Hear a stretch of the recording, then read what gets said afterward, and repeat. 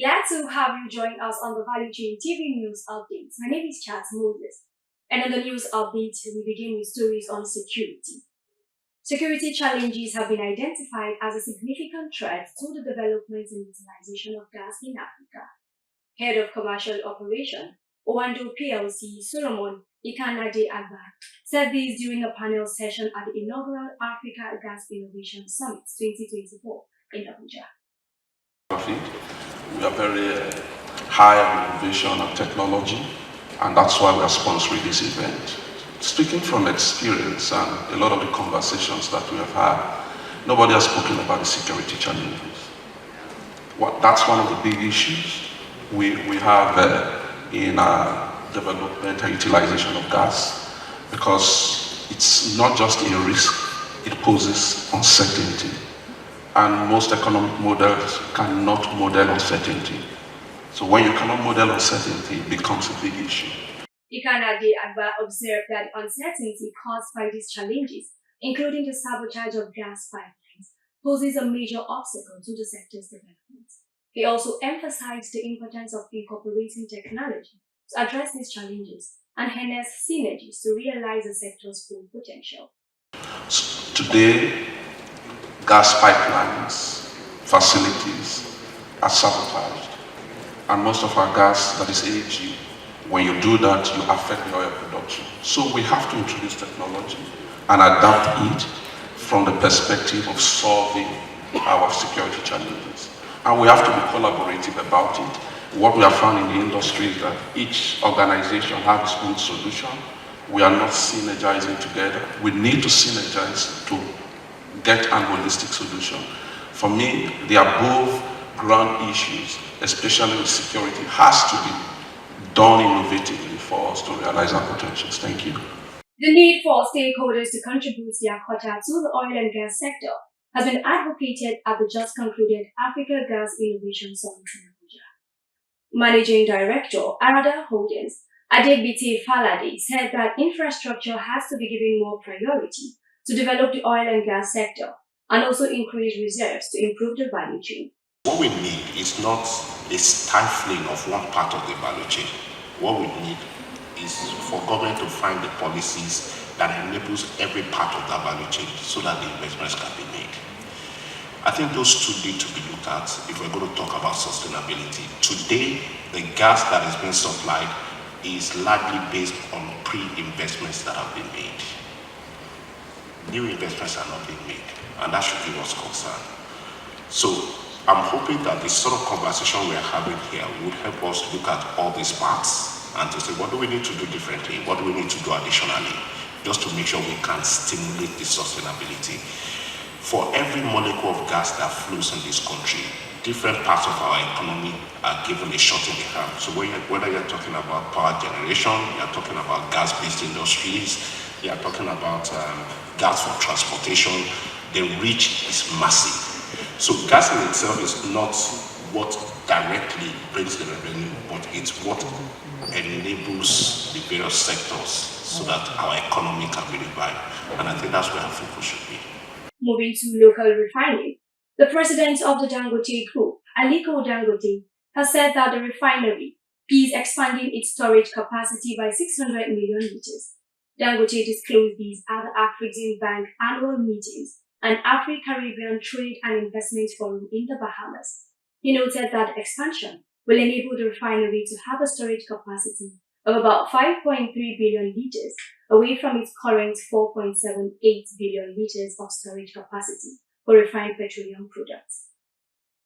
And on infrastructure, the federal government is seeking a $500 million from the World Bank in order to enhance rural road infrastructure and agricultural marketing across the nation. The plan is contained in the final draft of the Settlement Policy Framework for the Nigerian Rural Access and Agricultural Marketing Project Scale-up, implemented by the Federal Ministry of Agriculture and Rural Development.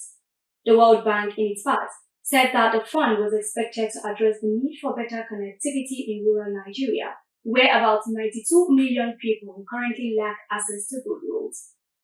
And on the minimum wage, the Association of Local Governments of Nigeria, ALGON, has said that the local councils cannot afford to pay the proposed 62,000 naira new minimum wage because of the link allocation from the federal accounts. National President of Argon, Mr. Aminu Moazu Meifata, disclosed these while addressing newsmen in Lafia, the National State capital. Adabio Wijoko has the details. Meifata stated that all the 774 local government councils across the nation get allocation of only about 18% from the Federation account monthly, which is not enough to pay the proposed minimum wage. He also noted that council chairmen had thrown their weight behind wage increment for civil servants, advocating for an increase in the monthly allocations of the LGAs in the country to enable councils be able to pay the proposed minimum wage. According to him, the councils perform multiple functions beyond salary payment, including the provision of basic health services, education, sanitation, security, rural roads, potable drinking water, and rural electrification. And this obligation should be considered when determining an affordable and sustainable minimum wage. The association chairman further called for a collaborative resolution of the wage crisis among the organized labor, states, and the federal government. For Value Chain TV, Adalbi Ogwejo for reporting. And then local government's autonomy. The Supreme Court has reserved its judgments on the suits the federal government filed to secure full autonomy for the 774 local government areas in the country. A 7-man panel of the court, led by Justice Garba Lawal, approved the matter for judgment after governors of the 36 states of the Federation, through their respective attorney generals, adopted their briefs of arguments.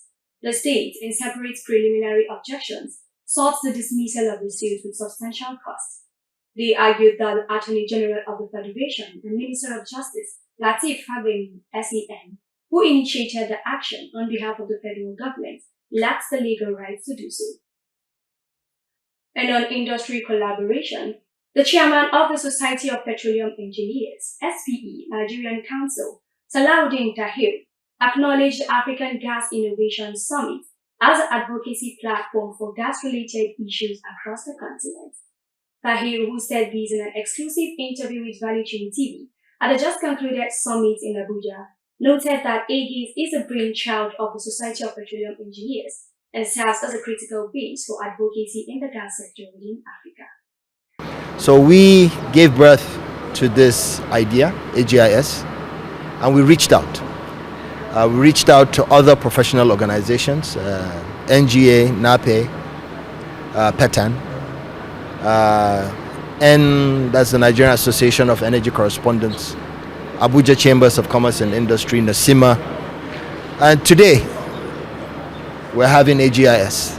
This is inaugural, and what I can assure you, God willing, and especially from the positive feedbacks that you, I'm sure, were witnesses to, next year will be bigger, and with every year that passes, AGIS will grow bigger and bigger. The platform basically is just because in SP you believe in advocacy and knowledge dissemination. This platform would serve as a base for advocacy in the area of gas within Africa. As AGIS draw to a close, Tahir reiterated the importance of disseminating industry development through platforms like Value Chain TV. He called for continued collaboration to keep stakeholders informed about subsequent industry events and advancements. Is energy poor? Isn't that a dilemma? AGIS is a platform where African states would meet, discuss, because one of the major things we have seen, especially here also, is collaboration makes things work. So we need to collaborate in Africa, use our God-given gas resources to grow our economies and make life better for Africans. Can assure you that for OLEF, we had OLEF in March, and there was a reason why we delayed that. We were waiting for AGIS because we're coming out with communiques from OLEF and AGIS. You will see it across the papers. You will see it across the media. And I want to also crave your indulgence. We will also need your support because we know you're a veritable platform, Value Chain. We would reach out to you and you will help us to disseminate the outcome of this.